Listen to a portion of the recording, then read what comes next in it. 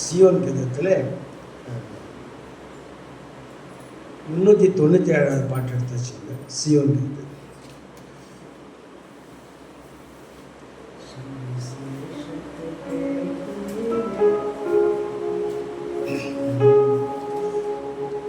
சுவிசேஷத்தை கேட்பீரே, சுதன் இயேசுவை ஏற்பீரே.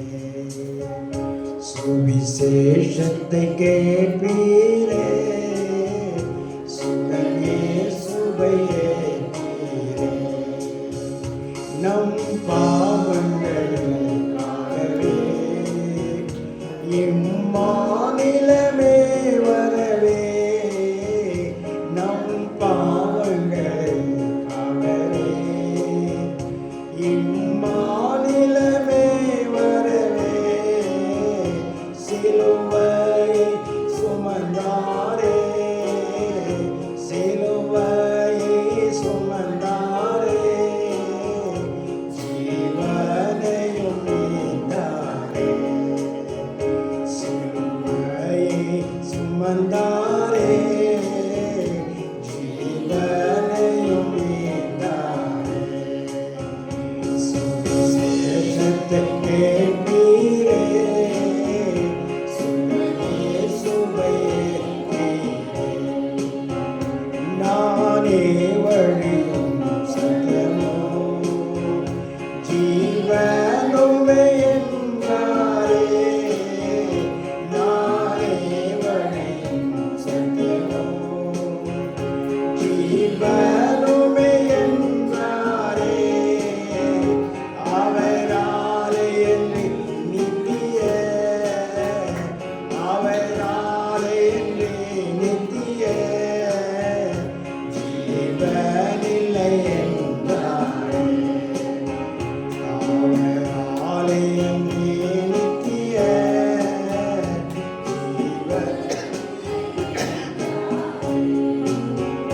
சுவிசேஷத்தை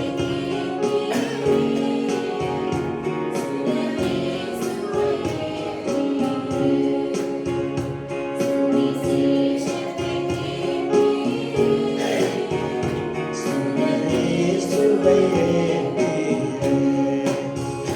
வருத்தப்பட்டு வாழவே, சுமப்பவர்கள் யாவருமே, வருத்தப்பட்டு வாழவே, சுமப்பவர்கள் யாவருமே, வருவீரே என்னிடமே, வருவீரே என்னிடமே. கனிவேனிலை பாருங்களே, வருவீரே என்னிடமே, கனிவேனிலை பாருங்களே. சுவிசேஷத்தை கேட்டீரே, சுதன் இயேசுவை ஏற்பீரே. முள்முடியுடன் சிலுவையிலே முடிந்தது, முள்முடியுடன் சிலுவையிலே முடிந்தது எல்லாம். உள்ளத்தில் விசுவாசித்தார், உள்ளத்தில் விசுவாசித்தார், மனித ரட்சிப்பை பெறுவார்.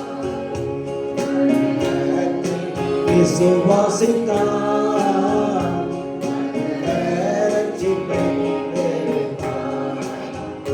சுவிசேஷத்தை கேட்டீரே, சுதன் இயேசுவை ஏற்பீரே. இவ்வளவு பெரிதானே ரட்சிப்பை அறியாது, இவ்வளவு பெரிதானே ரட்சிப்பை அறியாது. கவலைய கிருப்போரே, கவலைய கிருப்போரே,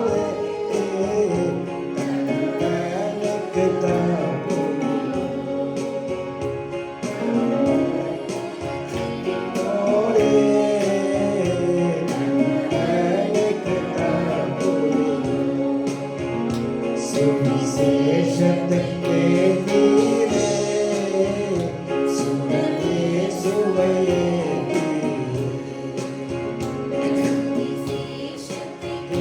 நீரே சுடரே சுவையே. கடந்த 2 வாரமாக நான் விதையை பற்றியும் விதையினுடைய பலனை பற்றியும் இன்றைக்கு அதே கண்டினியூவாக விதையின் ஆசீர்வாதங்கள் விதைப்பும் ஆசீர்வாதம் எவ்வளோ ஆசீர்வாதம் இந்த விதைக்கிறதுனால கிடைக்குதுன்றதை நான் வசனத்தோடு சொல்ல போகிறேன். அதுக்கு முன்னால் ஏசாயா 55ஆம் அதிகாரம் வசனம் 10-11 யாராவது நிறுத்திதான் வாசிங்க. ஏசாயா 55ஆம் அதிகாரம் வசனம் 10-11. மாரியும் உறைந்த மழையும் வானத்திலிருந்து இறங்கி அவ்விடத்துக்கு திரும்பாமல் பூமியை நனைத்து அதில் முளை கிளம்பி விளையும்படி செய்து விதைக்கிறவனுக்கு விதையையும் புசிக்கிறவனுக்கு ஆகாரத்தையும் கொடுக்கிறது எப்படியோ அப்படியே என் வாயிலிருந்து புறப்படும் வசனமும் இருக்கும். அது வெறுமையாய் என்னிடத்திற்கு திரும்பாமல் அது நான் விரும்புகிறதை செய்து நான் அதை அனுப்பின காரியமாகும்படி வாய்க்கும். இந்த வசனத்தை நீங்கள் பல முறை படித்து பாருங்கள். அதில் ஒரு ஆழ்ந்த சத்தியம் இருக்குது.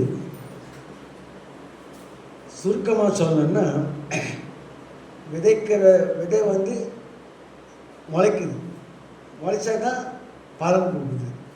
அதனால் இது பலன் எப்படி விதை வச்சு அது பலன் கொடுத்தது என்பதை அதுக்கு உதாரணம் யாருன்னா யோசேப்பு. ஆண்டவரால் தெரிந்து கொள்ளப்பட்டவன், முன்குறிக்கப்பட்டவன், யாக்கோபுடைய 12 பிள்ளைகளை விசேஷித்த கவனம் பெற்றவன். ஆண்டவர் அவனை தெரிந்து கொண்டு அவனுக்கு சொப்பனத்தை கொடுத்து அவன் என்ன பண்ணுறாரு, கொஞ்சம் நெருக்கிறார். சின்ன வயசுலேயே அவன் தாய் தாப்பனாரை விட்டு பிரிய வேண்டிய சூழ்நிலை தன் சகோதரனால் நெருக்கப்பட்டு குழியிலே போடப்பட்டு திருப்பி அதை எடுக்கப்பட்டு விற்கப்பட்டு எகிப்துக்கு போகிறான். அங்கேயும் அவனுக்கு தொல்லை, ஜெயிலே போட்டுடுறாங்க. அவனை செய்யாத குற்றத்துக்கு அவனை ஜெயிலில் போட்டுறாங்க. இப்படி அவன் என்ன பண்ணுறாரு, ஆண்டவர் விதை செத்தான் ஒழியே அது முளைக்காது இல்லையா, அதுபோல் அவனை நெருக்கிறார். அதுக்கப்புறம் பார்த்தீங்கன்னா அந்த யோசேப்பு அவனுடைய அந்தஸ்தை அவர் உயர்த்துறார், மேலே உயர்த்திட்டார்.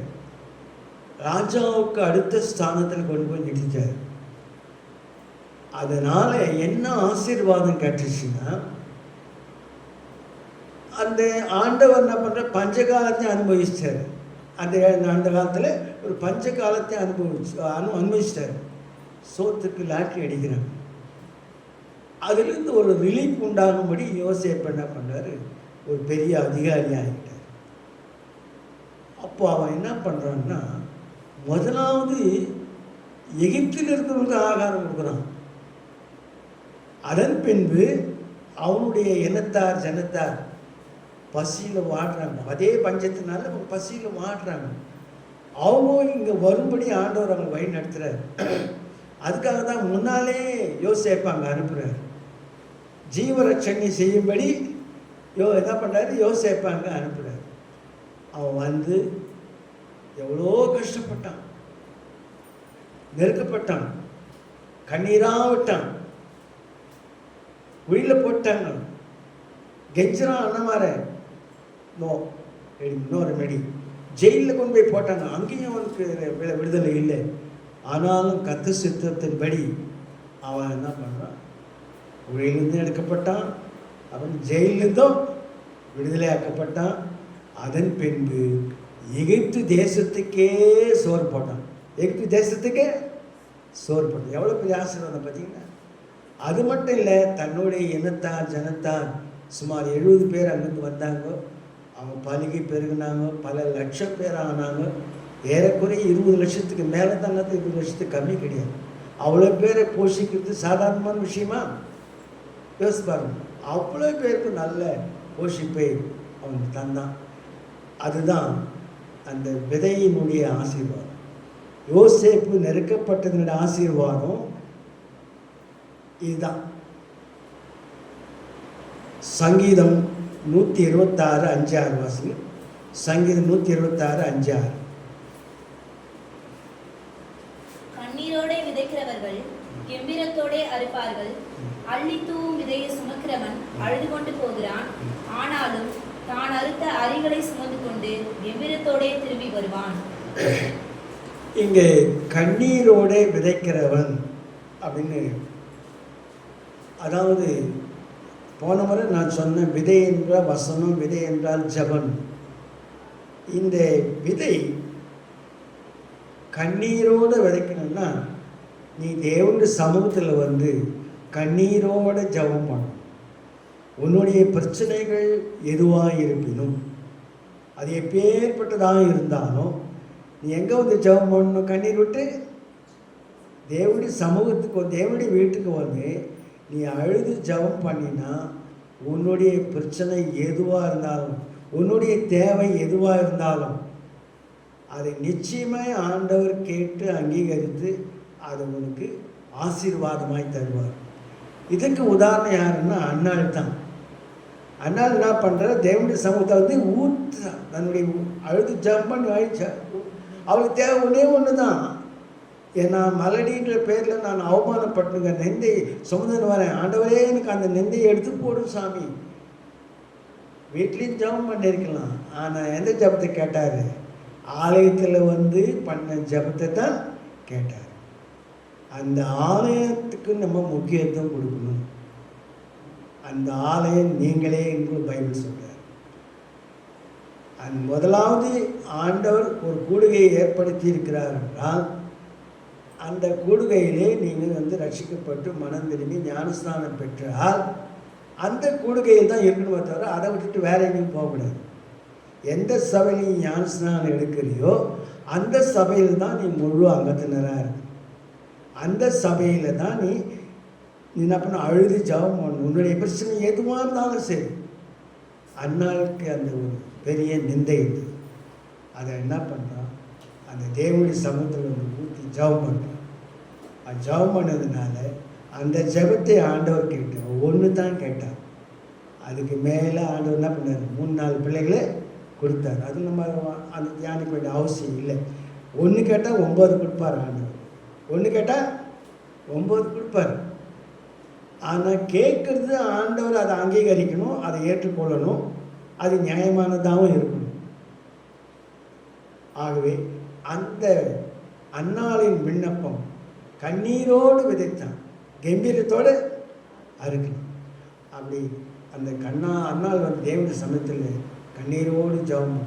நீங்கள் கூட வெளியே சொல்ல முடியாத தேவைகள் இருக்கலாம், வெளியே சொல்ல முடியாத காரியம் இருக்கலாம். அப்போ நீ என்ன செய்யணும்னா ஆண்டவருடைய வீட்டுக்கு வந்து நீ கதவை சொல்லி திறந்து நீ ஆண்டவர் சமூகத்தில் நீ கண்ணீரோடு ஜெபம் பண்ணிப்பார். நிச்சயமாய் உன்னுடைய காரியங்கள் ஆசீர்வாதமாய் அமையும்.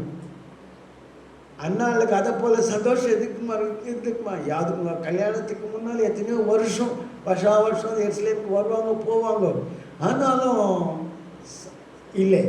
ஆனால் தேவனுடைய சமூகத்தில் வந்து கண்ணீரோடு விதைச்சதுனால அது அருமையான ஒரு ராஜாக்களை அபிஷேகம் பண்ணக்கூடிய சாமுவேல் தீர்க்கதரிசியை கொடுத்தார். அதுக்கப்புறம் பிள்ளைங்க பிறந்தது. அவருடைய வைப்பா அவருடைய கூத்தியாரு கூட நிறைய பிள்ளைங்க இருக்குது. அதை பற்றி ஒன்றுமே பைபிளில் இல்லை. எல்கானாவுடைய வைப்பாட்டி மகளுக்கு நிறைய பிள்ளைங்க பிறந்தாங்க, ஆனால் அது வந்து பைபிளில் சொல்லப்படல. ஆனால் அன்னாளின் பிள்ளையை பற்றி பைபிளில் தெளிவாக சொல்லப்படல. அதுலேயும் அதுக்கப்புறம் 3 பிள்ளைங்க 3 பிள்ளைங்க 4 பேர் பிறந்தா கூட அவங்களாம் முக்கியமானது இல்லை. ஏன்னா கண்ணீரோடு ஜபம் பண்ணி பெற்ற குழந்தை எத்தனையோ பேர் நான் சாட்சி கேட்டிருக்கேன்.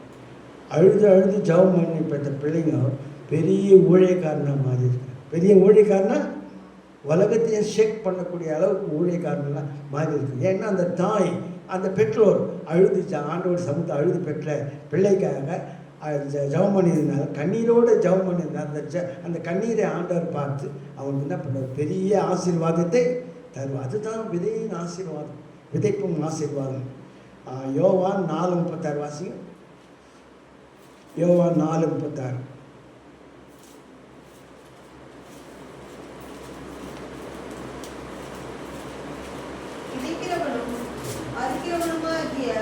இருவரும் ஒருமித்து சந்தோஷப்படத்தக்கதாக அறுக்கிறவன் கூலியை வாங்கி நித்திய ஜீவனுக்காக பலனை சேர்த்துக் கொள்கிறான்.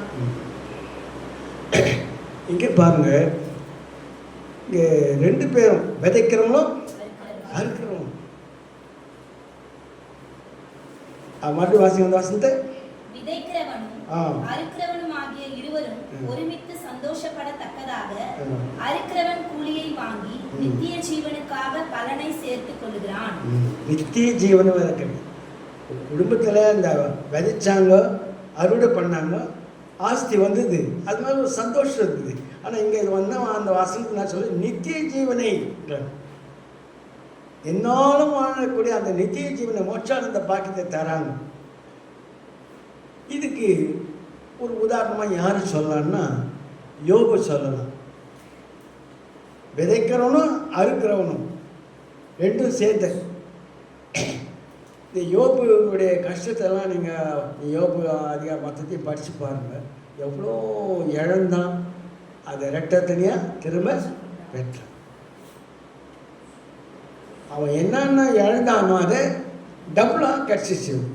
அப்போது அது எவ்வளோ பெரிய ஆசீர்வாதம். மறுபடியும் அந்த வசதி விதைக்கிறவனே நான் யோவான் 4:36.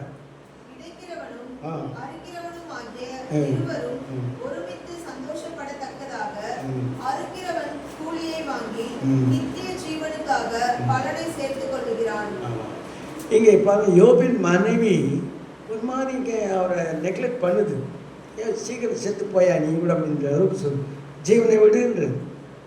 ஆனால் அந்த ரெட்டத்தனியாக ஆசீர்வாதம் வரும்போது அந்த மாதிரி அழுது நினச்சேன் வெறுப்பாக வந்திருக்கோம்.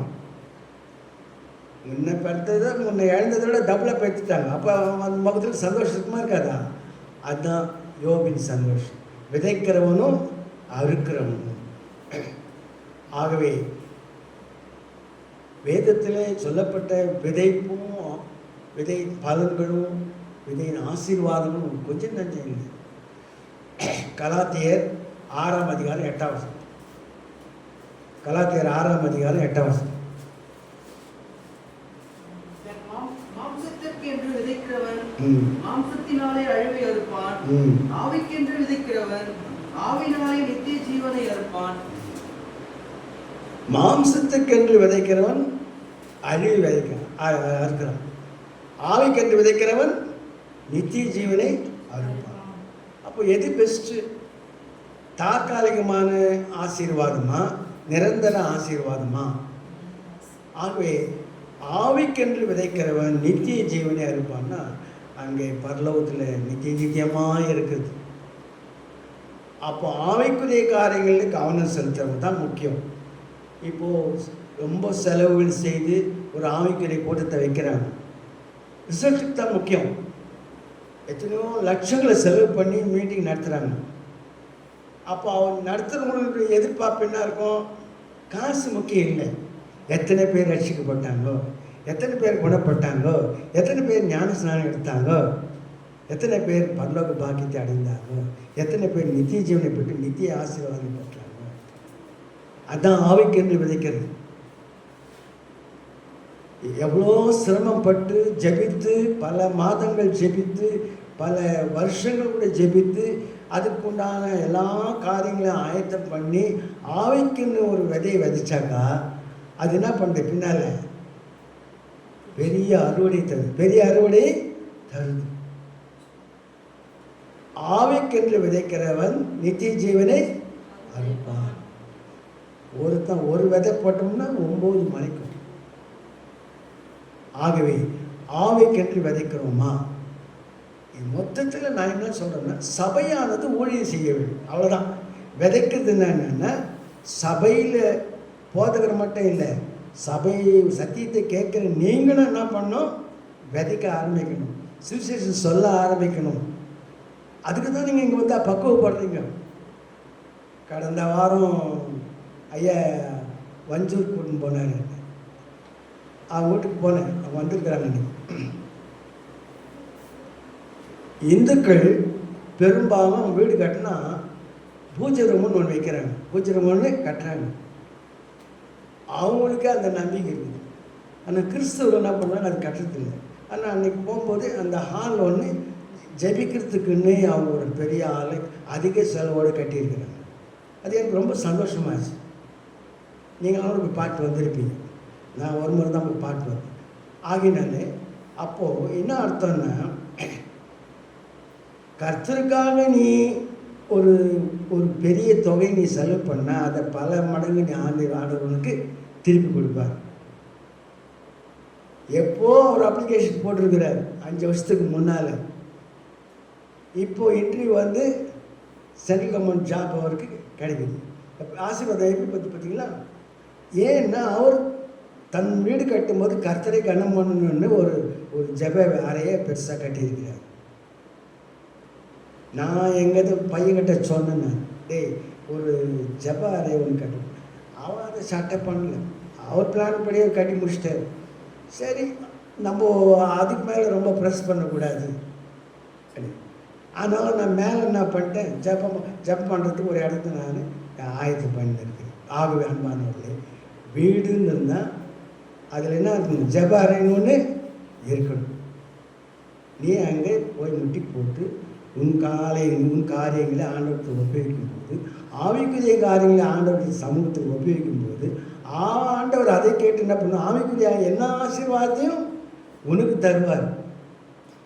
அது மட்டும் இல்லை, பக்கத்தில் இருக்கிறவங்களையும் கூப்பிட்டு வந்து அந்த ஜபத்துக்கு அவங்கள சேர்க்கணும், கூப்பிடணும்.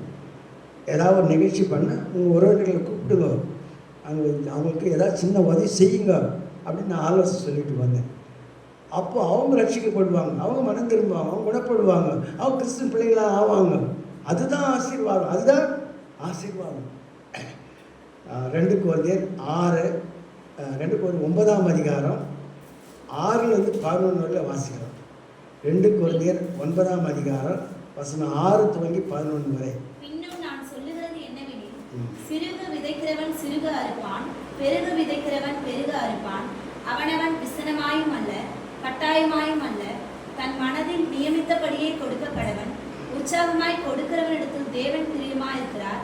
மேலும் நீங்கள் எல்லாவற்றிலும் எப்பொழுதும் சம்பூரணமுடையவர்களாயும் சகலவித நற்கிரியைகளிலும் பெருகுகிறவர்களாயும் இருக்கும்படியாக தேவன் உங்களிடத்தில் சகலவித கிருபையையும் பெருக செய்ய வல்லவராயிருக்கிறார்.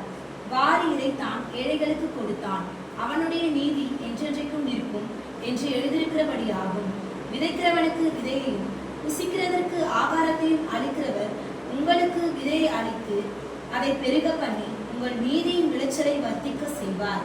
தேவனுக்கு உங்களால் ஸ்தோத்திரம் உண்டாவதற்கு ஏதுவாய் இருக்கும் மிகுந்த உதார குணத்திலே நீங்கள் எவ்விதத்திலும் சம்பூரணம் உள்ளவர்களாவீர்கள். இந்த வசனத்தை தியானம் பண்ணால் 1 மணி நேரம் பேசலாம். நான் அதை சுருக்கமாக ஒரே வார்த்தையில் சொல்லிடுறேன். முதலாவது பெருக்கமான ஆசீர்வாதத்தை தரார், அப்புறம் சம்பூர்ணமான ஆசீர்வாதத்தை தரார், அப்புறம் அங்கேயே அந்த வசனங்கள்லே ஆண்டவரை கனம் பண்ணுகிற விதத்தையும் சொல்கிறார். ஆண்டவருக்கு நீ கொடுத்தா அவர் திரும்ப என்ன பண்ணுவார், அதிகமாக கொடுப்பார். நீங்கள் வீட்டில் போய் மறுபடியும் இந்த 2 Corinthians 9ஆம் அதிகாரம் வசனம் 6 துவக்கி நீங்கள் ஒரு 10-12 வசனம் நீங்கள் வாசித்தீங்கன்னா அதில் எவ்வளோ ஆசீர்வாதம் இருக்குதுன்னு பாருங்கள். கொஞ்சம் நஞ்சமான ஆசீர்வாதம் இல்லை, பெருக்கமான ஆசீர்வாதம். அது ஆசீர்வாதம் பெருகிக்கொண்டே இருக்கும். அது மட்டும் இல்லை, சம்பூர்ணமான ஆசீர்வாதம், சம்பூர்ணமான ஆசீர்வாதம்.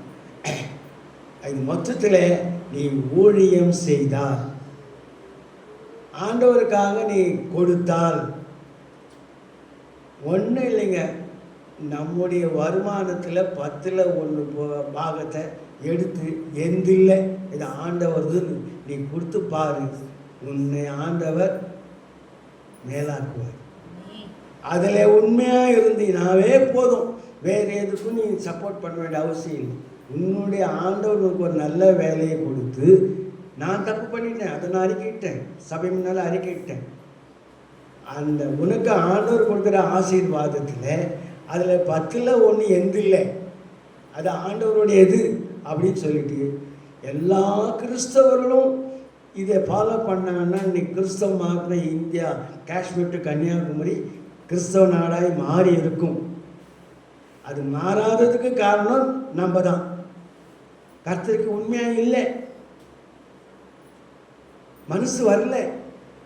லட்சமாக சம்பாதிக்கிறாங்க, கோடியாக சம்பாதிக்கிறாங்க. ஆனால் ஆண்டவர் கொடுக்கும்போது சில்லறை மாற்றி எடுத்துன்னு வராங்க, கொடுக்கறதுக்கு யோசனை பண்ணுறாங்க. அப்போ எப்படி ஆசீர்வாதம் வரும்? ஆகவே அன்பானவர்களே, இந்த ஆண்டவருடையது இது 10ல் 1 தேவனுடைய தேவனுக்கும் ராயனுடையது ராயன் கொடுத்துட்டு அவ்வளோதான். வரி கட்டாத ஏமாற்றக்கூடாது. வரி கொடுத்துடுறது, அது என்ன வரியாக இருந்தாலும் சரி. அது யாருக்கு? அது ராயனுடையது. அதில் மட்டும் பேலன்ஸ் சேர்க்காதீங்க, வரி ஏய்ப்பு பண்ணாதீங்க. மத்தம் பண்ணிட்டு போகிறாங்க, கிறிஸ்தவன் பண்ணக்கூடாது, கிறிஸ்தவன் பண்ணக்கூடாது. ஆகின்றது. அப்படி இருக்கும்போது ஆசீர்வாதங்கள் உன்னை தேடி வரும். நீ ஆசீர்வாதத்தை தேடி போக வேண்டிய அவசியம் இல்லை. என்னுடைய பேரன் சிமியானுக்கு நல்லா சம்பாதிக்கிறான்.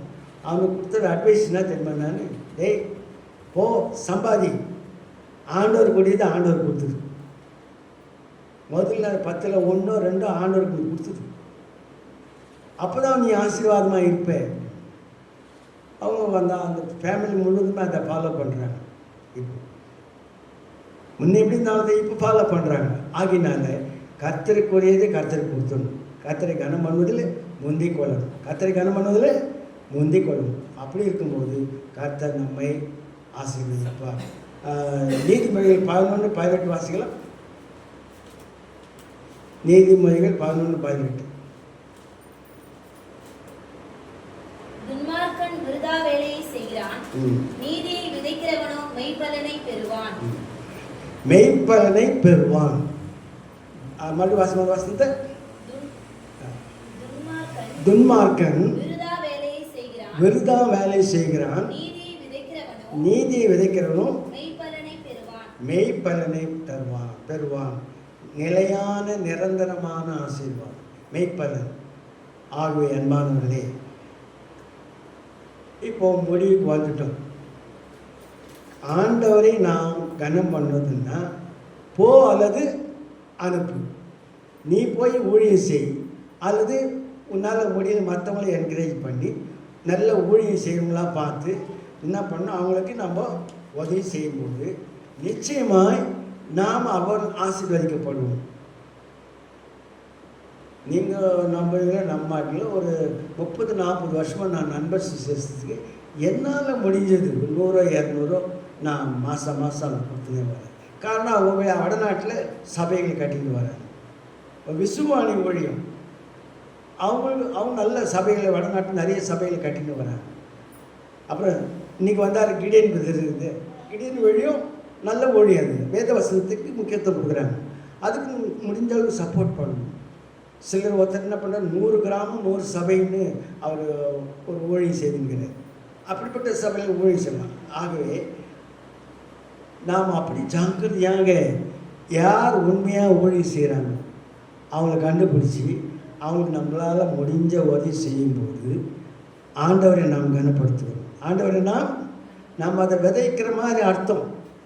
உன்னால் முடிஞ்ச ஹெல்ப் பண்ணினா அது விதைக்கிற மாதிரி அர்த்தம்.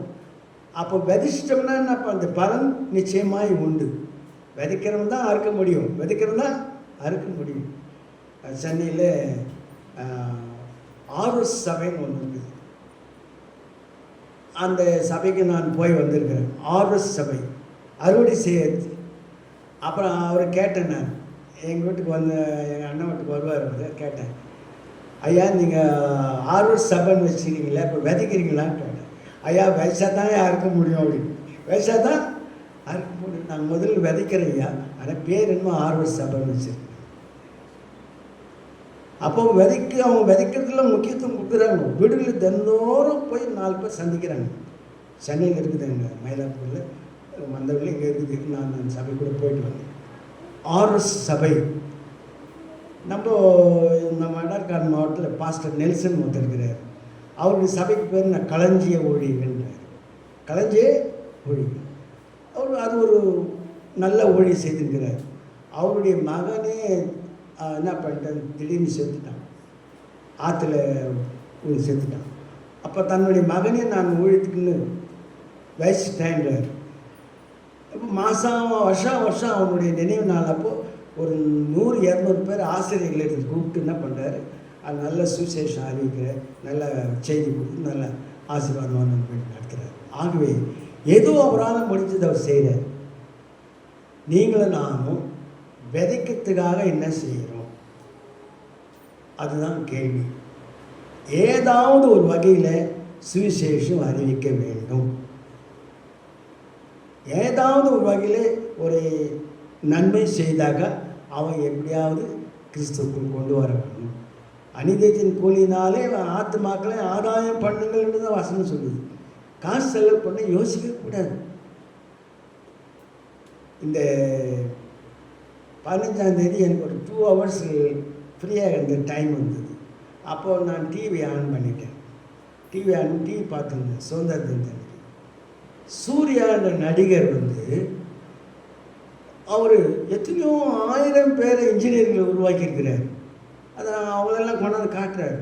இன்ஜினியர்கள் ஏழையாக இருந்தவங்க, படிக்க வசதியாக இல்லாதவங்க, அவங்கள என்ன பண்ணார், இன்ஜினியர் ஆக்கி அநேக இன்ஜினியர்களை டிவியில் கொண்டாந்து காட்டினார். அடுத்தது இன்னொன்று காட்டினாங்க, டாக்டர்ஸ் ஒரு 10-20 டாக்டர் 30 டாக்டர் அவங்கள படிக்க வச்சு டாக்டர் ஆக்கி அவங்களுடைய எண்ணப்படி அந்தந்த கிராமத்திலே போய் அவங்க டாக்டர் பணி செய்கிறாங்க. அப்புறம் வெளிநாடுகள் சில பேர் அனுப்பிச்சு அவங்களாம் அங்கேருந்து ஃபோட்டோ ஸ்டில் அனுப்பிச்சிருந்தாங்க. பார்க்க ஒரு உலகத்தான் ஒரு நடிகன் சூர்யான்ற நடிகன் எத்தனையோ பேர் சோஷியல் ஒர்க் பண்ணி இப்போ அவங்க ஒருவேளை அவன் அரசியலுக்கு வந்தால் கூட வந்துடுவான் அடுத்தது. இப்போ விஜய் அப்படி தான் பண்ணுங்கிறாரு. நல்லா படிக்கிறவங்களாம் 1000 கொடுத்து நண்பர் ஆக்கிட்டு வர்றாரு. உலகத்தான் விஷயமான நம்ம குற்றம். அதாவது அவன் ஓட் பேங்க் ஓட்டு சேகரித்துக்காக ஏதோ பண்ணுறாங்க. ஆனால் நீங்களும் நானும் என்ன பண்ணோம், ஆத்மாக்களையும் ஆதாயம் பண்ண வேண்டும். அதுக்கு நம்ம ஏதாவது ஒரு வகையில் விதைக்க வேண்டும். உதவி செய்யணும். அநீதியத்தின் புண்ணியினால் ஆத்மாக்களை சம்பாதிக்க வேண்டும். உன்னால் முடிஞ்சது ஒரு ஆத்மாவை ஆலயத்துக்கு கொண்டு வா. அதனால தான் எப்போ வந்தாலும் நான் each one catch 1, each one catch 2, each one catch 3 அப்படி நம்ம கொண்டாடும்போது கர்த்தர் நம்மை பெரிய ஆசீர்வாதத்துக்கு கொண்டு போகிறார். அப்போ விதைக்கிறதுனால எவ்வளோ ஆசீர்வாதம் இருக்குது பார்த்தீங்களா? யோசேப்பு தன்னை பெருத்து ஆனால் எவ்வளோ நிந்தைகளை அவமானங்களை சகித்து அவன் அதில் மீண்டு வந்து ஆண்டவரே சித்தாவும் கெடுத்துட்டான். அவன் குழியில் போட்ட பிறகு அங்கேருந்து ஜபம் பண்ணியிருப்பானா, பண்ணியிருக்க மாட்டானா? அவர் ஜெயிலில் போட்டான், அப்போ ஜபம் பண்ணியிருப்பானா, பண்ணியிருக்க மாட்டானா? அழுது ஜபம் பண்ணியிருப்பான். ஏன் எனக்கு இந்த காரியத்தை அனுபவிச்சு சாமி கேட்டிருப்பான். ஆண்டவர் அவன் கண்ணீரின் ஜபத்தை கேட்டு எகிப்து தேசத்துக்கே ஒரு பெரிய அதிபதியாகிட்டார். அப்புறம் அது மட்டும் இல்லை, ஜீவரட்சணை செய்யும்படி ஆண்டவர் என்னை முன்குறித்து முன்னாலே அனுப்பிச்சிட்டாரு. வாங்க இருங்க, இந்த கோசை நாட்டில் இருங்க அப்படின்னு சொல்லி அவனை காப்பாற்றினான். எத்தனை வருஷம்? 430 வருஷம் காப்பாற்றினான். 1 வருஷம் 2 வருஷம் இல்லை. அது எவ்வளோ பெரிய ஆசீர்வாதம். அதே போல அன்னாலும் கூட தனக்கு ஏற்பட்ட நிந்தையை தீர வேணும்னு ஆண்டோட சமூகத்தில் கண்ணீர் விட்டு அழுது ஜெபம் பண்ணும்போது, எதுக்குப்பா கண்ணீர் விட்டு ஜெபம் பண்ணணும்னு ஒரு பிரதர் என்னை கேட்டார். நீ அழுது பார்ப்பா, உனக்கு கிடைக்கணும் அப்படின்னு. அவர் கிண்டலாக கேட்டார், நேற்றுக்கு இப்போ கிறிஸ்தவ போய் அழுது ஜெபம் பண்ணணும்னு கேட்டார். நான் சொன்னேன், நீ அழுது பார், உனக்கு கிடைக்கும் அப்படின்னு. அப்படியா சொல்கிறேன் அப்படின்னு. ஆமாம், ஆண்டோட சமூகத்தில் அழுது ஜெபம் பண்ணிப்பார். தண்ணீர் மேலும் ஆகாரத்தை கூட அநேக நாட்களுக்கு பின்பு அதன் பலனை காண்பாய். கிடைக்குதோ கிடைக்கல, அப்ளிகேஷன் ஆர்டருக்கு போட்டு ஐயா 5 வருஷத்துக்கு முன்னால் அப்ளிகேஷன் போட்டார். இப்போ 5 வருஷத்துக்கு அப்புறம் ஆர்டரே வந்துடுச்சு இல்லையா? இது கறிக்கூட பார்க்குற காரியம் இதெல்லாம். ஆகவே அன்பானவர்களே, ஆண்டவருக்காக நாம் எதை செய்கிறோம் அதுதான் முக்கியம். நமக்காகவே நம்ம சேர்த்து வச்சுன்னு இன்னும் ஒன்றும் பிரயோஜனம் இல்லை. பேங்க் பேலன்ஸு அது ஒன்று மோட்சத்துக்கு கொண்டு போகாது. நீ ஆண்டவருக்காக நீ எவ்வளோ எழுக்கிறையோ அதுதான் உன் பேங்க் பேலன்ஸ் தான் மேலே. எனக்கு உண்மையாகவே சொல்கிறேன், தேவனுடைய சமூகத்தில் இருந்து ஒரு 3-4 பேர் இந்த மாவட்டத்தில் இருக்கிறாங்க. அதில் ஒருத்தர் தான் ஐயா. 1 லட்சம் ரூபாய் சம்பளத்தை வானான்னு சொல்லிட்டு அவங்க நிம்மதியாக இருந்துக்கலாம், கார் பங்களாவோடு இருந்துருக்கலாம். இந்தாத்துக்கு இந்த ஊழியத்திற்கு செய்யணும். அதே போல் எங்கள் வீட்டுக்கு எதில் ரெவரண்ட் கே ஆபரகாம் இருக்கார். அவரும் ஜென்ரல் மேனேஜராக இருந்தார் ஐசிஐசிஐ பேங்க்கில். அவரும் 2 பேரும் அவங்க மிஸ்ஸஸ் இன்ஜினியர். அதே 2 பேரும் வேலையை ரிசைன் பண்ணிட்டு இங்கே பழைய காட்பாடில் ஒரு சபை வச்சு நடத்திருக்கிறார். என்னுடைய சொந்தக்காரர் ஒருத்தர் நிறைய படிச்சுக்கிறார், சாம்சன் சொல்லிட்டு, ஐயா கூட தெரியும். வேலையை ரிசைன் பண்ணிட்டு சொந்த ஊரில் போய் ஊழியம் செய்துக்கிறார். அப்புறம் உங்கள் காலேஜ் பிரதர் ஒருத்தர் இருக்கிறார், ஐஏஎஸ் படித்தார், கவர்மெண்ட் ஜாப் கிடச்சிட்டவர். வேலையை ரிசைன் பண்ணிட்டு அவங்க மிஸ்ஸஸ் எம்பிபிஎஸ் டாக்டர். வேலையை ரிசைன் பண்ணிட்டு 2 பேரும் காகிதப்பட்டில் ஒரு சபை வச்சு நடத்திருக்கிறார். இதெல்லாம் எவ்வளோ பெரிய தியாகம்! உங்களால் என்னால் முடியுமா? ஆனால் அவர்களுக்கு அங்கே நித்திய ராஜ்யத்தில் பெரிய ஆசீர்வாதம், அநேக கிரீடங்கள் காத்து கொண்டிருக்கிறது. நீ ஊழியத்துக்காக நீ எவ்வளோ கஷ்டப்படுறியோ நஷ்டப்படுறியோ அதுக்கு பெரிய ஆசீர்வாதங்கள் உனக்கு உண்டு. கர்த்தர் உனக்கு கொடுத்த தாளந்தை பொச்சு வைக்காத. அதனால தான் விசில் அற்பமானது, நான் பொச்சு வைக்கக்கூடாதுன்னு சொல்லி இப்போ அதுக்காக நான் பிரயாசம் மாதம் எதனா ஒரு பாட்டை வெளியே விட்டுனே இருக்கிறேன். கர்த்தருக்கு சித்தமெல்லாம் இன்னும் ஒரு 4-5 தினங்களில் நிகரே இல்லாத சர்வீஸாக போஸ்டிங் பண்ணுவாங்க. அது எல்லா வேலையும் முடிஞ்சிச்சு. எதுவும் என்னால் ஆனது அது செய்யும்போது கர்த்தர் நம்மை ஆசீர்வதிப்பார். விதைக்கிறவனுக்கு விதையை தருவார், புசிக்கிறவனுக்கு ஆகாரத்தை தருவார். ஆகவே அப்படிப்பட்ட விசுவாசத்தோடு கூட நாமளும் ஊழியம் செய்வோம், ஊழியம் செய்கிறவர்களையும் நம்ம தாங்குவோம். அப்படி செய்யும்போது உண்மையாக ஊழியம் செய்வது யாருன்னு கண்டுபிடிச்சி, இப்போ சில பேர் போலி ஊழியக்காரன் நிறைய ஆகிட்டாங்க பழப்பு நடத்துறதுக்கு. அவங்கெல்லாம் நம்ம ஒன்றும் பண்ண முடியாது, அவங்க பழப்பு நடத்தணும், அவங்கள ஒன்றும் செய்ய முடியாது.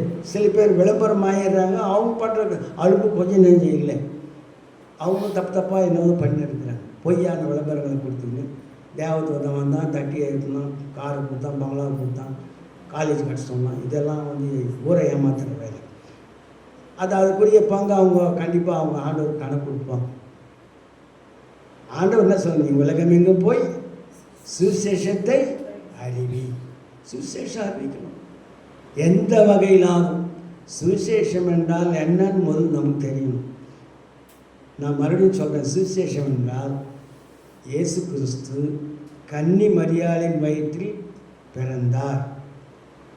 அடுத்தது அவர் 33 வருடம் உயிரோடு இருந்தார். 30 வருடம் தன் பெற்றோருக்கு உதவியாக இருந்தார். 3.5 வருடம் இப்படி பண்ண எல்லா கிராமத்துக்கும் சென்று நடந்து சென்று நன்மை செய்கிறவராக சுற்றி திரிந்தார்.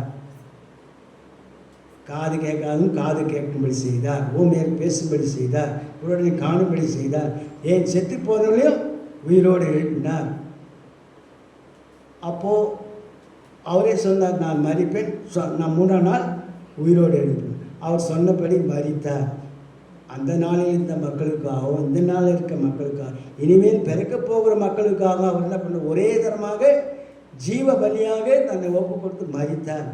நான் மரிப்பேன், ஆனால் 3ஆம் நாள் உயிரோடு எழுந்திருப்பேன். அவர் சொன்னபடி உயிரோடு எழுந்தார். திரும்பவும் வருவேன்னு சொல்லிப்பேன். இதுதான் சுவிசேஷம். இது சொல்கிறதுக்கு தியாலஜி படிக்கணுன்ற அவசியமே இல்லை. என்னென்ன சொல்கிறாங்க, மழை நேரத்துக்கு டிகிரி படிச்சுன்னு சொல்லியிருக்கிறாங்க, அதெல்லாம் தேவையே இல்லை. பைபிள் கொடுத்தீங்கன்னா அதிகமாக தெரிஞ்சுக்கலாம், மற்றபடி ஒன்றும் இல்லை. சுவிசேஷத்தை அறிவிக்கணும், அதான் ஆண்டவர் சொன்னது. நீ போய் உலகமெங்கிலும் போய் சுவிசேஷத்தை அறிவி. இப்போ நம்ம வாட்ஸ்அப்பில் போடுறோம், உலகமெல்லாம் போகுது செய்தி, உலகத்துக்கு நம்ம போக வேண்டிய அவசியமே இல்லை. இந்த செய்தி எங்கேருந்தோ கேள்விப்பட்டு நம்மளோட ஃபோனில் கான்டாக்ட் பண்ணுறாங்க. அமெரிக்காவில் 2-3 கால் வந்துடுச்சு, ரொம்ப நல்லா இருந்துச்சுப்பா உங்கள் செய்தி அப்படின்னு எனக்கு அங்கேருந்து ஃபோன் பண்ணி சொல்கிறாங்க. உன் பாட்டு நல்லா இருந்துச்சு, நான் கேட்குறேன், ரொம்ப அருமையாக இருக்குதுங்க. இதுதான் ஆண்டவருக்காக நம்ம செய்கிற காரியங்கள். ஏதாவது செய்யும். ஒரு சின்ன உதாரணத்தை சொல்லி நான் முடிக்கிறேன். இங்கே ஆந்திராவில் ஒரு லேடி, ஒரு குடும்பம்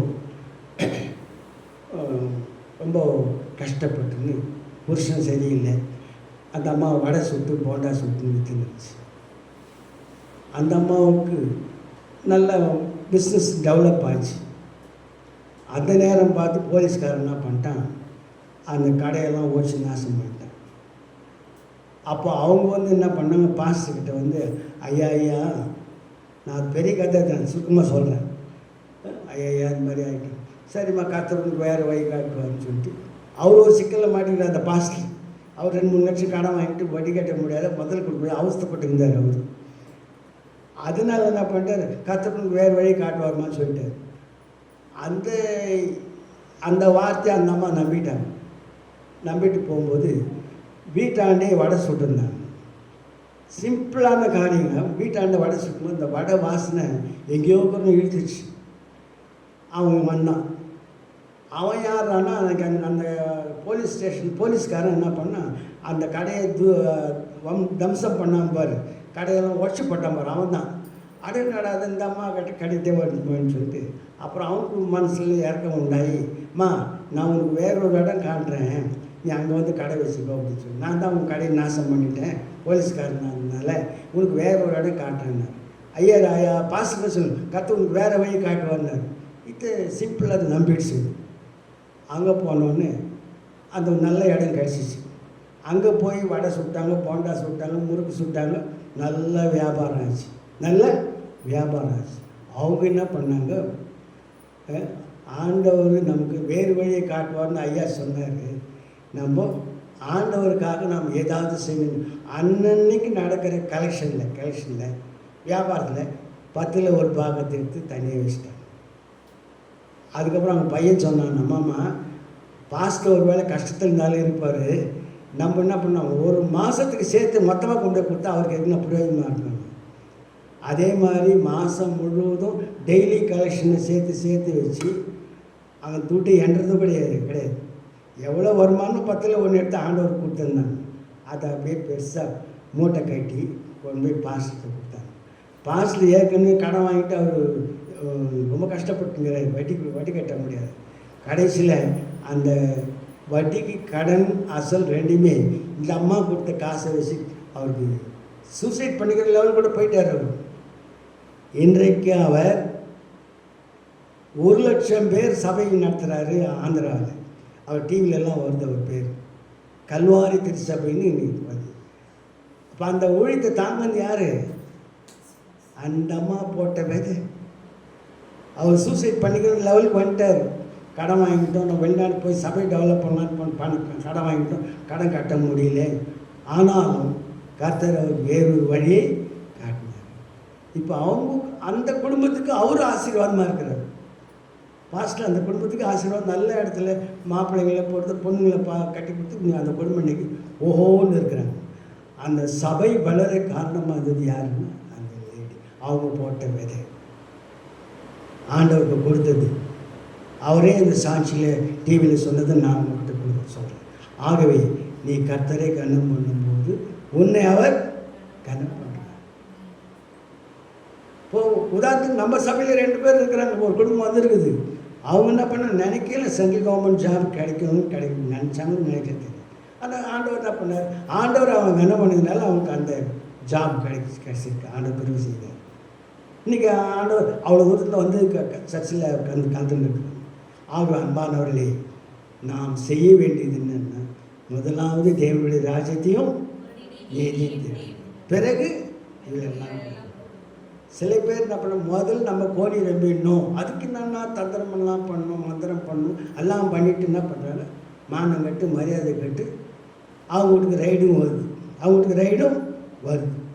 கிறிஸ்தவ வீட்டுக்கு அப்படியெல்லாம் இராதபடிக்கு கர்த்தர் நமக்கு கொடுத்த தாளந்துகளை கர்த்தருக்கொண்டு செலவு பண்ணும்போது, கர்த்தர் நமக்கு கொடுத்த ஆசீர்வாதங்களை கர்த்தருக்கொண்டு செலவு பண்ணும்போது கர்த்தர் நம்மை மேலாக்குவார். அது மட்டும் இல்லை, நமக்கு நித்திய ஜீவனை கொடுப்பார், சம்பூர்ணமான ஆசீர்வாதத்தை கொடுப்பார், பரிபூர்ண ஆசீர்வாதத்தை கொடுப்பார். அது ஆண்டவருக்கு தெரியும். நீங்கள் உங்களுடைய பிரச்சனைகள் எதுவாக இருந்தாலும் சரி, தேவனுடைய சமூகத்துக்கு வந்து கண்ணீர் விட்டு அழுது ஜெபம் பண்ணும்போது உங்கள் ஜெபத்தை ஆண்டவர் கேட்பார். எனக்கு நானும் ஒரு காரியத்துக்கு ஜெபம் பண்ணி தான் இருக்கிறேன். அது இன்னும் லேட் ஆகினே இருக்குது. இருந்தாலும் பரவாயில்ல, சோர்ந்து போகாமல் ஜெபம் பண்ணுங்க. கர்த்தர் செய்வார். செய்தாலும் ஓகே, செய்யாவிட்டாலும் ஓகே. ஆகவே நம்ம முதல்ல ஒரு பாட்டு பண்ண சுவிசேஷத்தை கேட்பீரே. அது நம்ம சுவிசேஷத்தை கேட்பது மட்டுமல்ல, அறிவிக்கும் போது கர்த்தர் நம்மை ஆசீர்வதிப்பார்.